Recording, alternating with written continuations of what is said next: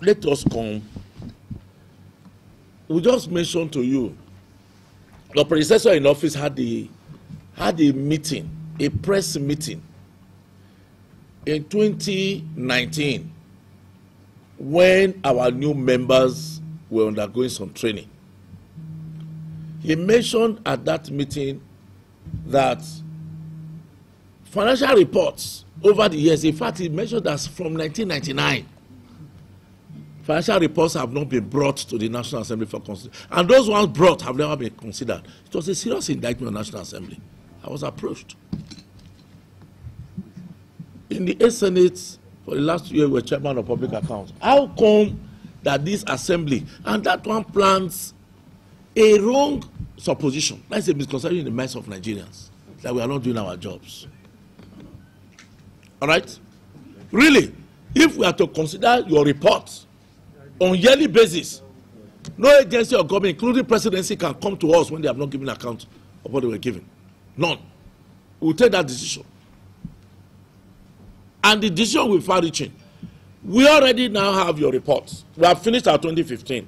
It took us months. And the reason, one, we will ask you to bring, you are supposed to be sitting down with us. You are the accuser. The agencies are the errant agencies. So, are you going to give us the time? Because we are going to consider 2016, 2017, 2018 simultaneously. You're going to take our time.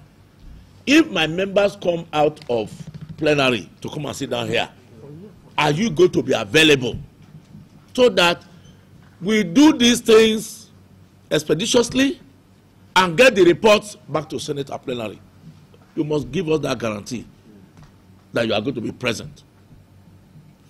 And I think Clark will mention that he's going to sit down with us, start it with us. Yes, you have another job to do in the office. You must bring somebody of competence. You gave us one that was very competent. It was always with us.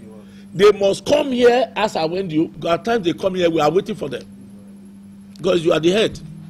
So, in the consideration of our 2016, 2018 reports, are you going to give us the time?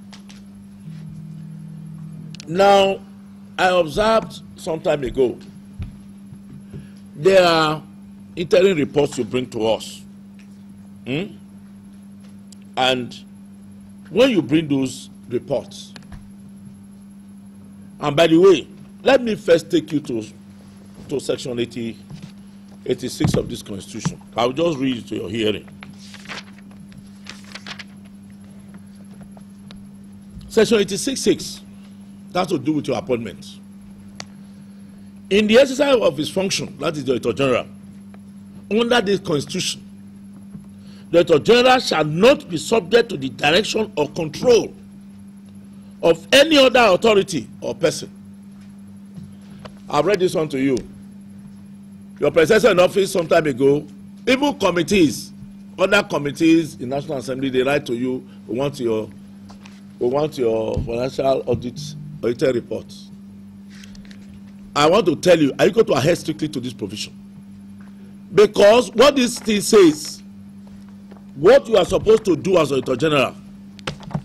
Let me now go to section 85.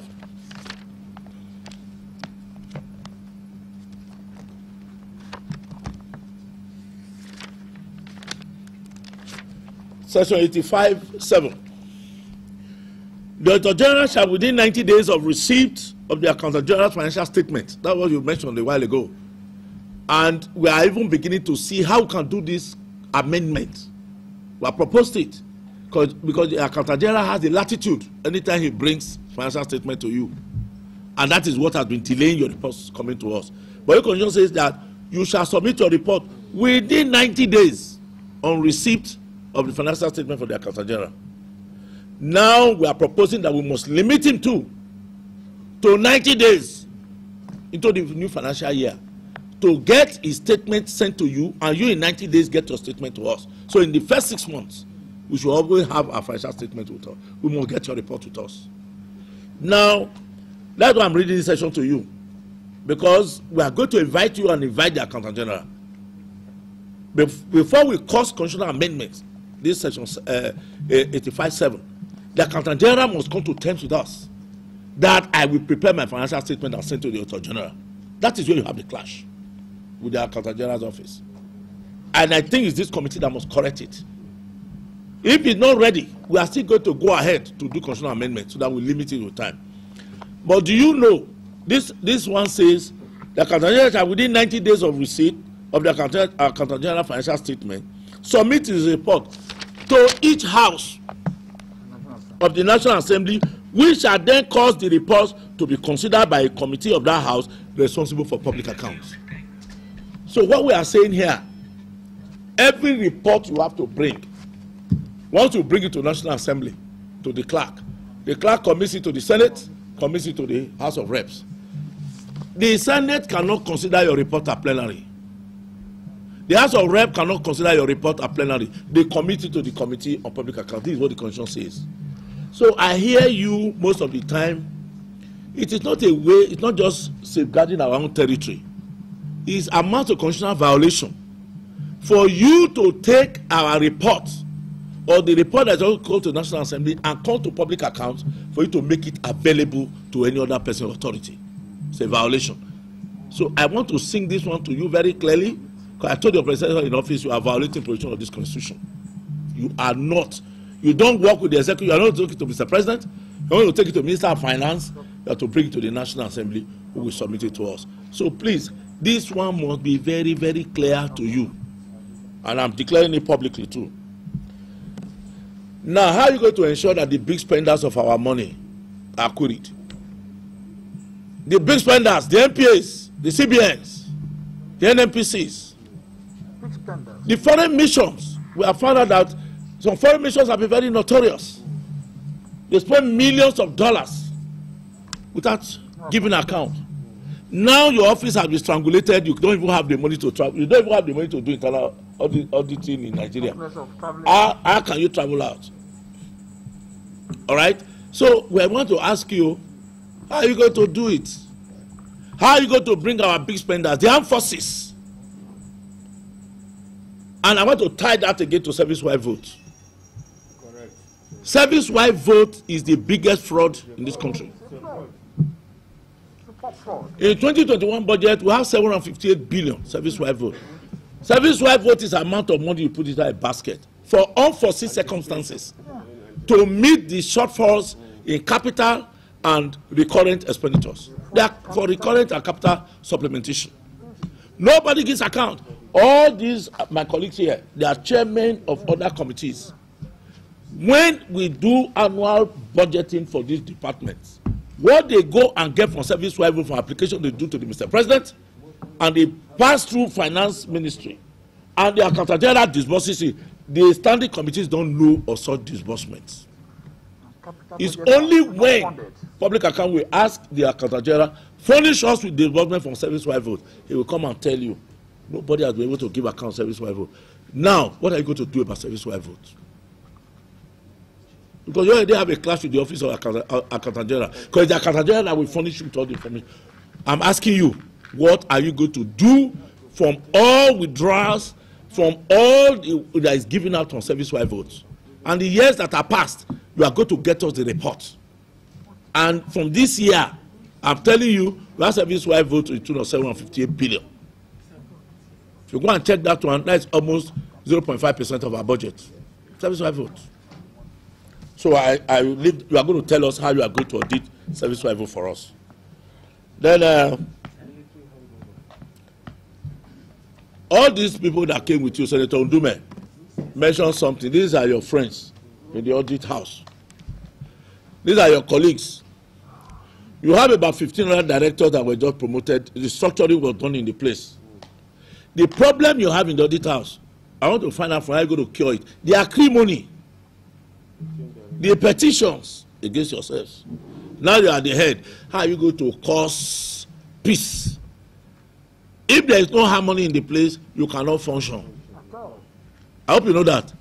You have all the departments. You have director for public accounts. You have director for ministry of this. You have director for this. You need all of them, isn't it, to work with you? Nominee, are you going to ensure harmony in audit house?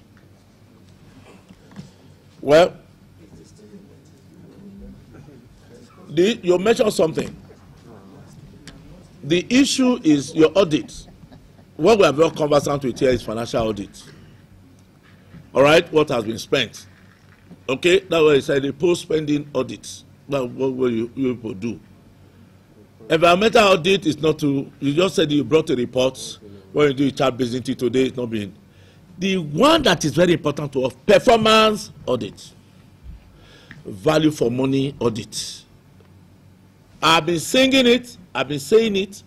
Performance audit. Why is it that in Nigeria you allow corruption to be finished, eaten, digested, and absorbed before you start using FCC and ICPC and police? Why? If performance audit is conducted, our big projects, including the rail line,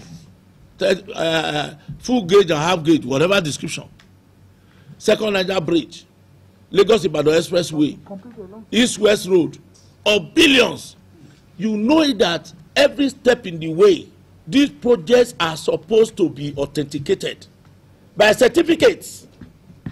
Why is it that you, auditor, you don't carry out performance audits to make sure that there is value for money? If at foundation stage you have seen that they are stealing the money, we will not spend more money again. So that is why we have a lot of abandoned projects in Nigeria. So what are you going to do about performance audit? In the budget last year, your predecessor requested for about 120 million to be able to carry out performance audit. They struck it out. They didn't give it to him. They don't want it. So you need it. And that is why we are trying to strengthen you. You will have to be strong to say you have to discharge your duty. Are you hearing me? It's better you think of resigning than to kowtow and don't follow this same system that's already crooked. I didn't want to say this in the but we are now forced because we all have to be partners in progress. How are you going to conduct performance audits? We must know from you because we are desirous of it. It must come as part of your report to us. Anyway, the questions continue. Let me leave you there to answer these ones.